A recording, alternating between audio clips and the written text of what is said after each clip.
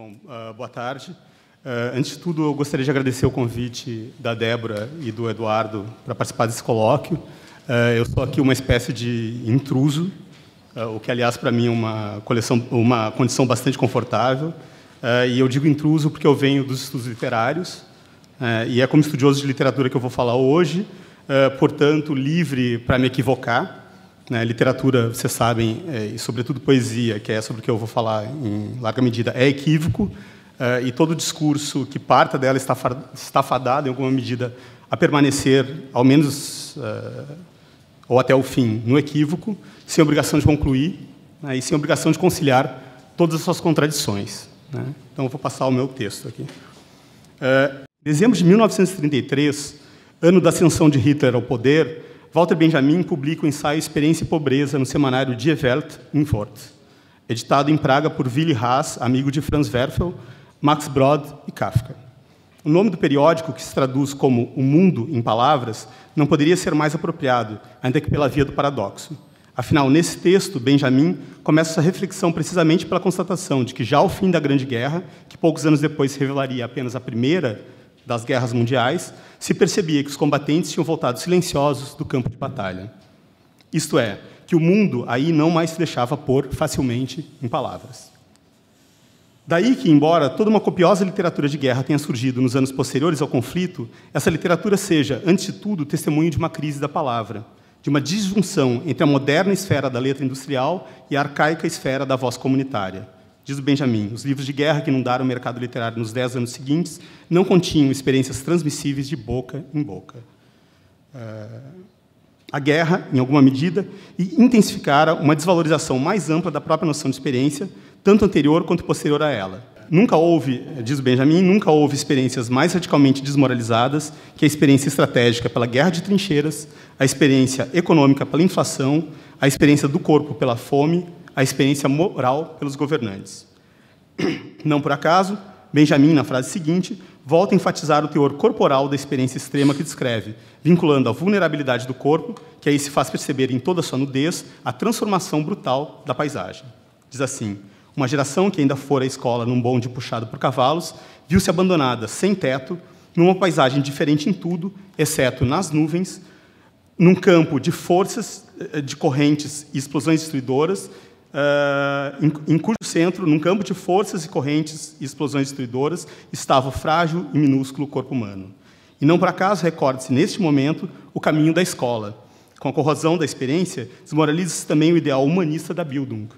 Como insistir naquilo que dominamos com certa empáfia, humanidades, quando o que parece haver de mais caracteristicamente humano é agora um frágil e minúsculo corpo.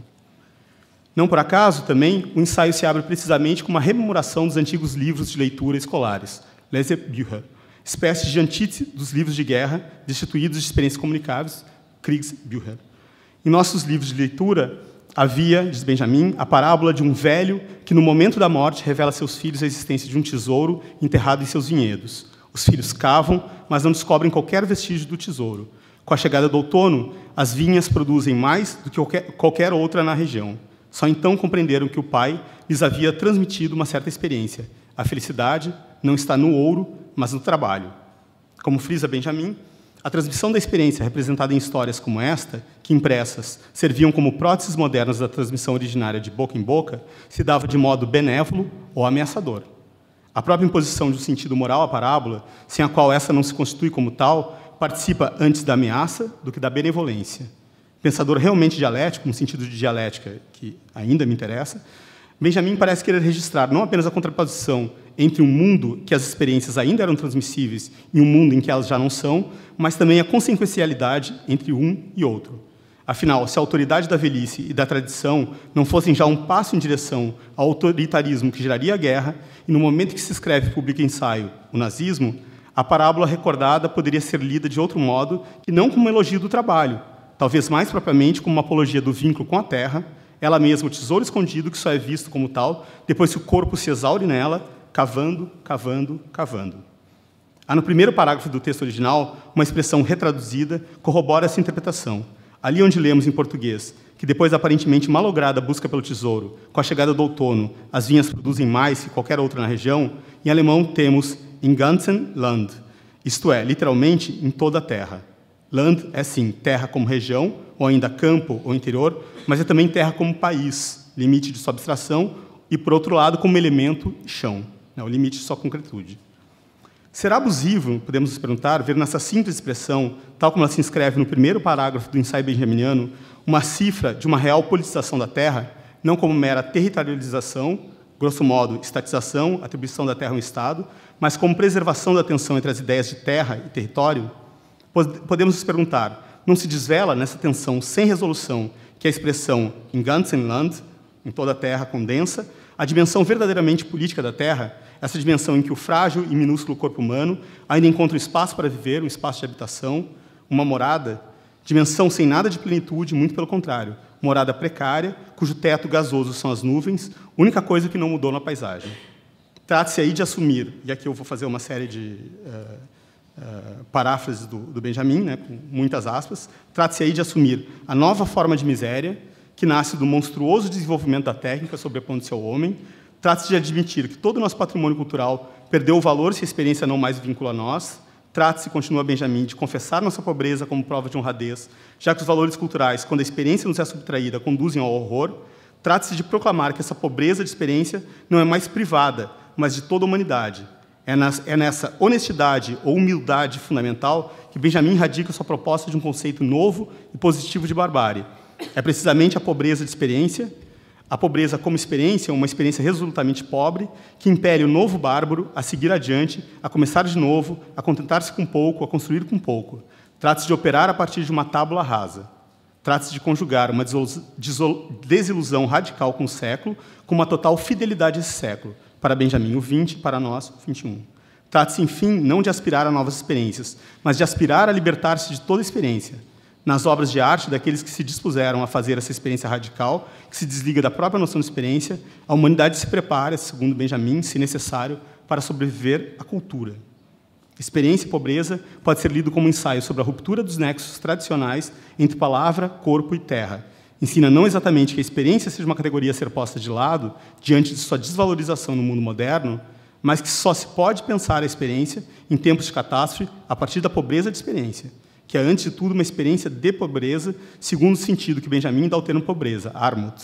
Isto é, pensar a palavra a partir do silêncio, pensar o corpo a partir da fragilidade, pensar a terra a partir da devastação. De fato, sobretudo a partir de 1922, quando T.S. Eliot publica The Wasteland, a literatura do século XX, e ainda hoje, no XXI, declina a terra preferencialmente como terra devastada. Não por acaso, o poema de Eliot inicia-se com o enterro dos mortos, The Burial of the Dead, embora não haja nos versos menções explícitas à Grande Guerra, que se encerrara 3 anos antes de sua composição. Logo na primeira estrofe, a transcrição de depoimento fragmentário da condessa Marie Lariche, confidente da imperatriz austríaca, e depois autora de Memórias Discretas sobre a Nobreza Europeia, sobre sua infância, na qual aparece o seu primo, designado aí apenas o arquiduque. Né? Ou seja, uma provável referência a Francisco Ferdinando, cujo assassinato foi visto como deflagrador da Primeira Guerra Mundial. Logo que veio a público, The Wasteland se consagrou como uma figuração privilegiada do mundo que emergia da guerra de 1914 a 1918. Era preciso, de fato, enterrar os mortos, devolver à terra todos os frágeis e minúsculos corpos humanos que não resistiram ao campo de forças, de correntes e explosões destruidoras. O que, na imagética do poema, marcada decisivamente pelo modelo dos ritos de vegetação, corresponde também a plantá-lo. Lembremos da cena com que se fecha essa sessão inicial, precisamente o momento do poema em que a morte geral parece ter se transferido dos espaços de guerra para as ruas das grandes metrópoles, primeiramente aqui Londres, onde Eliot já vivia, tornada uma cidade irreal, Unreal City, na expressão dele, uma cidade de espectros como a Paris de Baudelaire ou como alguns castelos dos romances medievais. Vocês já vão ver qual é a pertinência disso. Diz assim, vou citar só um trechinho aqui. Cidade real, sob a fulva neblina de uma aurora de inverno, fluía a multidão pela ponte de Londres. Eram tantos. Jamais pensei que a morte a tantos destruíra. Breves e entrecortados, os suspiros exalavam, e cada homem fincava o olhar adiante de seus pés, galgava a colina e percorria King William Street, até onde St. Mary Woolnoth marcava as horas, com dobre surdo ao fim da 9ª badalada. Vi alguém que conhecia, e o fiz parar aos gritos. Stetson, tu que estiveste comigo nas galeras de Milé, O cadáver que plantaste ano passado em teu jardim já começou a brotar? Dará flores este ano? Ou foi a imprevista geada que o perturbou em seu leito? Conserva o cão à distância, esse amigo do homem, ou ele virá com suas unhas, outra vez, desenterrá-lo. Note-se que, com a figura do cão, Eliot sugere que, nessa situação de um cotidiano que, independentemente de qualquer guerra literal, é um massacre, jamais pensei que a morte ia tanto se destruir, surpreende o poeta, com palavras extraídas do Inferno de Dante, nessa situação, nem os mortos estão seguros. Com razão, na estrofe imediatamente anterior, Madame Sosostre, célebre vidente, termina suas predições com um alerta. Todo cuidado é pouco nestes dias. A força de The Wasteland não está, por certo, somente em traduzir em poesia a situação geopolítica da Europa do pós-guerra. Eliot opera por meio de uma poderosa fusão da experiência social e histórica com sua própria experiência pessoal e biográfica, com todos os elementos filtrados através de uma biblioteca de referências disparatadas, a tal ponto que, quando lemos o poema, é impossível saber onde termina o fato e onde começa a simbolização. E, realmente, o poema antepõe o símbolo ao documento, já desde os primeiros versos e até antes. O título, The Wasteland, é decisivo e responsável, certamente, por grande parte do imenso impacto do poema, o qual a literatura, e mesmo mais amplamente as artes, em geral, ainda estão se esforçando para absorver e, quiçá, um dia se libertar da visão que ele nos oferece. Quanto ao título, nas notas que acrescentou o poema, Eliot expõe seus débitos com dois antropólogos, Weston e Fraser. Diz assim: não somente o título, mas o plano e uma boa parte do simbolismo incidental do poema foram sugeridos pelo livro da senhorita Jessie L. Weston sobre a lenda do Graal, do ritual ao romance. Na verdade, tão profundamente lhe sou devedor que o livro da senhorita Weston elucidará as dificuldades do poema muito melhor do que as minhas notas podem fazer. E eu recomendo, afora o grande interesse do livro em si mesmo, a qualquer um que pense que tal elucidação do poema vale o esforço. Devo muito também, em âmbito mais geral, a uma outra obra de antropologia que exerceu profunda influência sobre a nossa geração. Refiro-me aqui ao Ramo Dourado, de que utilizei, em particular, os 2 volumes dedicados a Adonis, Atis, Osíris. Qualquer pessoa suficientemente familiarizada com esses trabalhos reconhecerá de imediato no poema certas alusões a ritos ou cerimoniais relativos à fertilidade. Eliot não registra nas suas notas, mas a formulação original da expressão wasteland se dá em francês como terre gaste, no romance Perceval, também chamado de Conto do Graal, de Chrétien de Troyes. No poema de Chrétien, é assim que se denominam os domínios do rei pescador, figura em que revivem os reis míticos da antiguidade, dedicados a encarnar deuses da vegetação, como o sumério babilônico Tammuz e o fenício grego Adonis. Depois que ele, o último de uma linhagem encarregada de proteger o Graal, sofreu um ferimento nas pernas, ou, segundo algumas variantes, na virilha, e por isso está incapacitado de se mover por si mesmo, assim como sexualmente impotente. Essa impotência não está, porém, restrita à sua individualidade, mas contamina seu reino, com a terra também se tornando infértil. É assim, por esse contágio entre rei e reino, que surge a terra gasta, a terra devastada. Rei e reino se salvariam se o cavaleiro Perceval, ao assistir no interior do castelo a uma estranha cerimônia que envolve uma lança que sangra e um recipiente, o Graal, óbvios símbolos da sexualidade, tivesse perguntado ao rei pescador sobre aqueles objetos rituais. Isso é o que vai contar depois para o Perceval, uma donzela que ele encontra pelo caminho. Em suma, já aqui, a relação verdadeiramente fundamental entre corpo, ferido, terra, gasta, e a palavra silenciada ocupa um poeta. Frise-se que no poema de Eliot, a figura do rei aparece quase sempre nas entrelinhas e a impotência moral de cada habitante da metrópole que está na base da esterilidade geral denunciada por Eliot em sua época. George Agamben, e O Reino e a Glória, interpretou politicamente a mesma figura do rei pescador, também chamado Roi Meunier, o rei machucado, o rei ferido, descobrindo nela o paradigma de uma soberania dividida e impotente, isto é, uma espécie de prefiguração do soberano moderno que reina, mas não governa. O rei pescador, afinal, não perdeu nada da sua legitimidade e da sua sacralidade, mas foi, de fato, por algum motivo, separado dos seus poderes e das suas atividades e reduzido à impotência. Daí que a lenda possa guardar, assinala Agamben, um sentido que nos concerne mais de perto. O rei pescador pode ser visto como a figuração daquele dissídio determinante para o impasse que nos encontramos no presente, impasse que, do ponto de vista ecológico ou cosmopolítico, ameaça fazer coincidir, pela primeira vez na história da humanidade, o planeta Terra e a Terra devastada. É o dissídio entre política e economia, ou entre reino e governo, para usarmos os termos de Agamben, que se concentra na imagem desse rei impotente, à espera de salvação para si e para seus domínios. No entanto, parece-me ilustrativo das zonas cegas, mesmo da filosofia política mais sofisticada, que nos parágrafos que dedica a análise da figura do rei machucado, Agamben não leve jamais em conta a terra como dimensão política fundamental. Eliot, por sua vez, parece estar de olhos abertos para essa dimensão. Nas notas, a De Waestland afirma que Tiresias, embora um simples espectador e não propriamente uma personagem, é, não obstante, a principal figura do poema, unificando todo o resto, acrescentando que o que ele vê é, a rigor, a substância do poema. O profetismo, a capacidade de ver mesmo o que não está dado no presente, é posto assim no centro dessa poesia. E, de fato, o poema é precedido por uma epígrafe extraída do Satiricon de Petrônio, em que escutamos outra voz profética grega, a da Sibila de Cumas, cuja voz, aliás, é transcrita em grego por Petrônio, em meio ao seu texto latino, que, suspensa numa ampola, ao ser indagada pelas crianças sobre o que queria, Sibila titeleis, responde, quero morrer, apotanem telo. E é precisamente da impossibilidade de morrer definitivamente, sair, enfim, do estado de morto-vivo, como daqueles que atravessam a ponte de Londres rumo a City e depois de volta às suas casas, que parecem nos falar os versos subsequentes, os primeiros do poema. Mas não se trata aqui de uma morte individual, e sim da morte de toda uma civilização que se vê no drama da natureza em renovação, no drama da vegetação primaveril. A passagem é bastante conhecida, vou ler aqui na tradução de Ivan Junqueira. Abriu o mais cruel dos meses, germina lilazes da terra morta, mistura memória e desejo, aviva agônicas raízes com a chuva da primavera. O inverno nos agasalhava, envolvendo a terra em neve deslembrada, nutrindo com secos tubérculos o que ainda restava de vida. Pulsões de vida e pulsões de morte formam um poderoso amálgama nesses primeiros versos, assim como vai formar também no início, na passagem inicial da seção O Sermão do Fogo, que se passa nos arredores de Londres, às margens do Tâmisa, e na qual aparece pela primeira e penúltima vez a figura do rei pescador, ali de modo alusivo. É aquele momento em que ele está fala também mesmo da sujeira que está passando pelo Tâmisa, e ele diz, as ninfas foram embora, as ninfas partiram.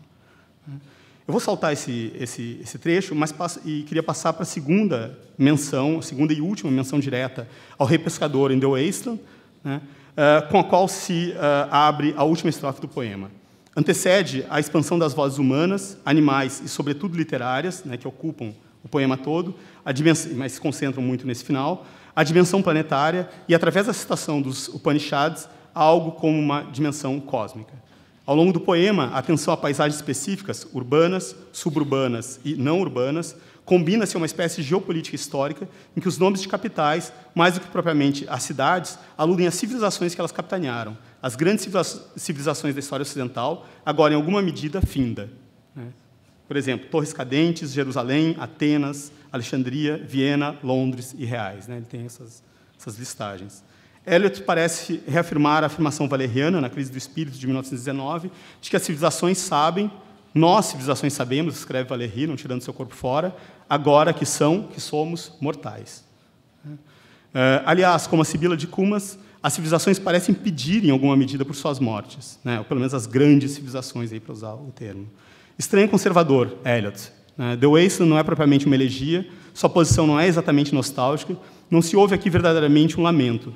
A experiência aqui é outra. Estamos, pelo contrário, diante da encenação de uma superação do trauma e da paralisia após a catástrofe. É preciso superar a melancolia que condena a primavera nos primeiros versos do poema, realizar o trabalho do luto. A paz que transcende a compreensão, em sânscrito, como lemos no verso final do poema, Shanti, Shanti, Shanti, está no porvir, não no passado, apesar das palavras ancestrais em que se deixa formular. Ou antes, postula-se aí a abolição das noções simples de passado, presente e futuro. Eliot, estranho conservador, se recusava a tratar o passado como origem simples, compreendendo sempre na forma de montagem, seja de textos alheios, seja de personagens. Cada personagem é uma multidão, nunca sabemos exatamente o que temos diante de nós, certamente não mais um indivíduo, mas um cristal de experiência histórica e cultural acumulada e comprimida. Por exemplo, eu lembro uma passagem aqui das notas, quando ele diz isso, mas isso fica claro ao longo de todo o poema, quando ele diz assim como o mercador zarolho, vendedor de passas, confunde-se com o marinheiro fenício, e este último não é inteiramente distinto de Ferdinando, o príncipe de Nápoles, assim todas as mulheres nada mais são do que uma única mulher, e os dois sexos se fundem em Tiresias. E é muito curioso, porque aí a gente tem aí uma oscilação constante ao longo do poema entre multiplicidade e unidade, né? Como se o tempo todo ele ficasse explodindo a unidade em multiplicidade e fazendo um movimento contrário também, né? O que vai se aplicar também a todo o conceito de tempo dele, que a gente vai ver depois nos Four Quartets, né? No outro grande conjunto de poemas dele. Em East Coker, o segundo poema de Four Quartets, temos considerações sobre a crise da experiência que nos colocam muito perto de Benjamin e que passam pela afirmação drástica de que a poesia, diz Eliot, não importa, né? The poetry does not matter. É preciso, afinal, como diz Benjamin, sobreviver à cultura, né? E eu vou aqui citar mais um poema aqui, mais um trecho, quando ele diz assim: que valor pode ter a calma tão longamente esperada, com tanto ardor desejada, a serenidade outonal e a sabedoria da velhice? Teriam eles nos logrado, ou lograram-se a si próprios, os mais velhos de fala comedida, que nos legaram apenas o recibo de uma fraude? A serenidade não passa de um embrutecimento voluntário. A sabedoria encerra apenas o conhecimento de segredos mortos, inúteis na escuridão a que assomaram, ou daquela de que seus olhos se esquivaram. Nos parece, em suma, apenas um limitado valor no conhecimento que deriva da experiência. O conhecimento impõe um modelo e falsifica, porque o modelo é vário para cada instante, e cada instante uma nova e penosa avaliação de tudo quanto fomos. Apenas não nos decepcionaremos com tudo que, decepcionando, já não causa mais dano.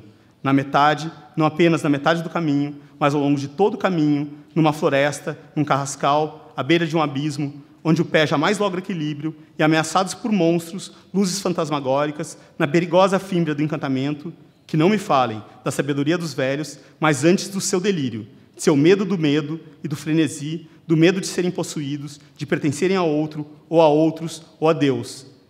A única sabedoria que podemos aspirar é a sabedoria da humildade. A humildade é infinita. Não temos aqui, propriamente, uma desvalorização da experiência, mas uma constatação de que a experiência já se encontra desvalorizada e de que é preciso procurar novas experiências, que podem ser, na verdade, experiências antiquíssimas, mas que põem em xeque o próprio tempo, como aquela do delírio, da possessão, que é, na verdade, sempre dispossessão de si, e não por acaso, em Burnt Norton, o primeiro poema dos Four Quartets, a relação entre passado e futuro é representada como uma dança, algo paradoxal, diz Eliot, nem ida, nem vinda, nem ascensão, nem queda, exceto por este ponto, o imóvel ponto, não haveria dança, e tudo é apenas dança, o que seria talvez algo como modelo para uma forma de poesia que ainda importe, né?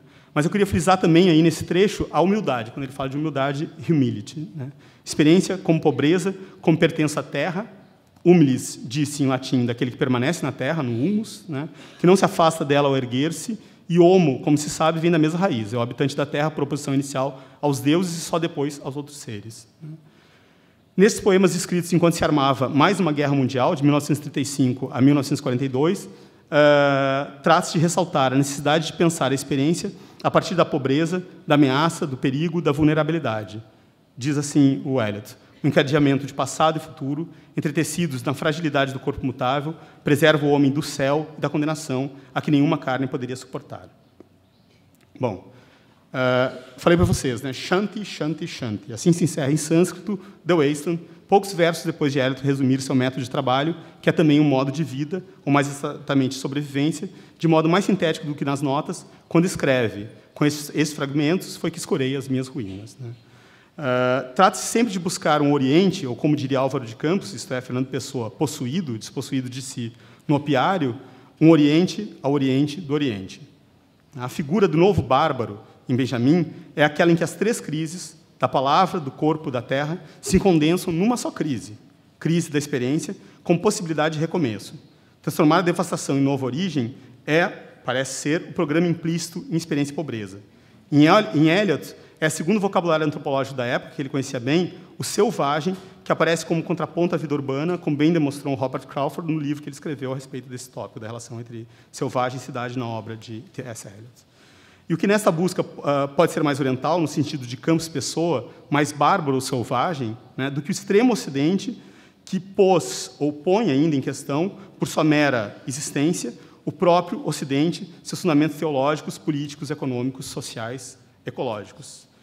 E aí eu gostaria de terminar minha fala, né, encadear aqui no final, com algumas considerações sobre um poema de Marco Ciscar, um dos tantos autores brasileiros contemporâneos que escreveram em diálogo com The Wasteland. O poema em questão intitula-se Pora Pora Eima, né, num tupi de dicionário, né, eu já vou voltar a isso, né, e deve ser visto em conexão com toda uma série de poemas modernos e contemporâneos que absorvem como armas figurativas venenos, remédios, a gente poderia falar aqui, um texto em português, né, referências indígenas. E é isso, estou pensando desde Sousandrede, né, até o André Valias, que está presente aqui. Bom, ele diz assim no poema, né, Pora Pora Eima: a noite acorda sem galos, sem marchas fúnebres, que mês mais cruel, quando inculta é a terra. Que nome mais próprio, No Man's Land, Wasteland, um nome que já é um voto de solidão, que é como dizer um árido sentido de volta, quando a viagem precede o sentido da volta. Como não voltar a engolir o pó do estio, dar passos pesados, dar o passo por vários, ver levantarem-se fantasmas hereditários, deserdar-se, porém, a lírica efusão de um carnaval, à vista de um Dom Quixote, desonrado, num baú mofado e comido pelos ratos. Trata-se, este poema, num primeiro nível, de uma reflexão poética a partir do nome da localidade Borborema, no estado de São Paulo, que é onde o livro, conforme se assinala ao final, teve sua composição iniciada. O título consiste numa devolução do nome da cidade à denominação indígena originária, em tupi. O dicionário Wise esclarece, segundo Antenor Nascentes, tupi, Pora Pora Eima, sem habitante, de Pora, habitante, Imbi, terra, chão, onde a acepção registrada no Nordeste desde o início do século XX, lugar ermo, estéril, despovoado. Mas note-se que logo o título em tupi é retraduzido dentro do poema com duas expressões em inglês: No Man's Land, terra de ninguém, e Wasteland, terra devastada, ou aqui talvez mais propriamente terra desolada, né, numa das várias possibilidades de tradução. Compreende-se melhor este poema se visto no contexto geral do livro, cujo título também é uma nova versão revista do título do poema eliotiano. A Terra Inculta é o título do livro. Se a terra devastada pressupõe a destruição de algo, aqui fala-se do que existe antes mesmo da construção do que pode ser destruído. A terra, ao longo do livro, serve de mote para uma reflexão sobre a experiência da imigração. Né? Ele, Marco Ciscar, fala a partir da experiência dos seus ancestrais, né? Das pessoas que vieram, seus pais são filhos de imigrantes. Não é a terra do habitante desde sempre, do habitante originário que está em questão, mas a terra daquele que precisa, através do trabalho, não apenas conquistar a terra, mas aprender a conhecê-la, travar conhecimento com ela, eu acho que é uma expressão mais precisa, né, pela mutualidade, e antes constituí-la imaginativamente para si, ao mesmo tempo em que precisa fazer-se a custo, em alguma medida, parte dela. Dizer Pora Pora Eima, em vez de Borborema, é refazer a experiência originária da terra, mas já sob o signo de um hoje que é devastação, ou seja,